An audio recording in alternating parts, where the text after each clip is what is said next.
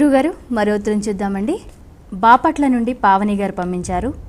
పూజ చివర్లో పఠించాల్సిన మంత్రం, దాని అర్థం ఏంటి తెలియచేయగలరు అని అడుగుతున్నారు.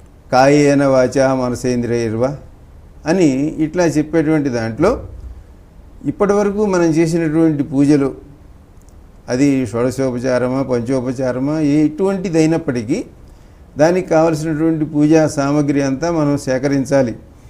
ఆ కాలమునకు ఆ సమయమునకు ఉండేటువంటివి పూలు ఉపయోగించాలంటే ఆ పూట పూసిన పూలే అప్పటికప్పుడు మనం స్వయంగా కోసుకొచ్చిన ఉపయోగించాలి.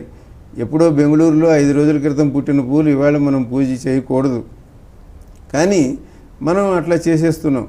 కాబట్టి మనం శరీరంతో చేసేటువంటివి, ఎటువంటి వస్త్రాన్ని ధరించాలి, ఎటువంటి ఆసనం పైన కూర్చోవాలి, ఎట్లా కూర్చోవాలి, ఇవన్నీ మన శరీరాన్ని మనం ఎట్లా ఉపయోగిస్తున్నాం.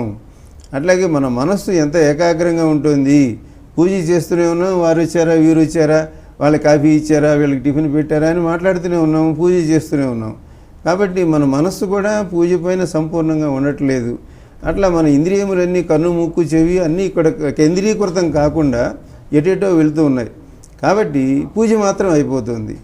కనుక కాయేన వాచ మనసేంద్రియర్వ బుద్ధ్యాత్మనావా, మన బుద్ధి కానీ మన ఆత్మ కానీ ఇవన్నీ కూడా కరోమి యజ్జత్ సకలం పరస్మై, నేను ఏది ఎట్లా చేసినా దీన్ని స్వీకరించమని మనం ఒక సంపూర్ణమైనటువంటి వినయపూర్వకమైనటువంటి ఒక విజ్ఞప్తి చేస్తున్నాము.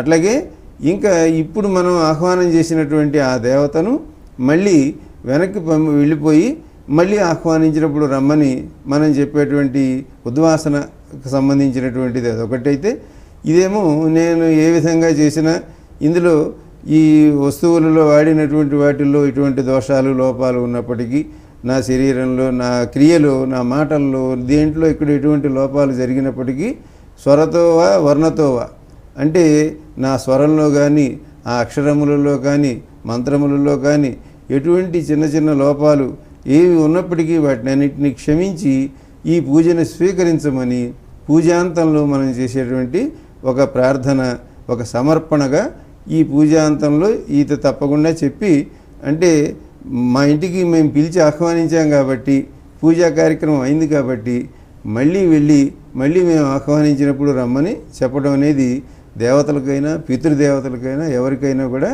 వారిని పిలవటం మళ్ళీ జాగ్రత్తగా పంపడం అనేది అది మన సంప్రదాయం, మన విధానం.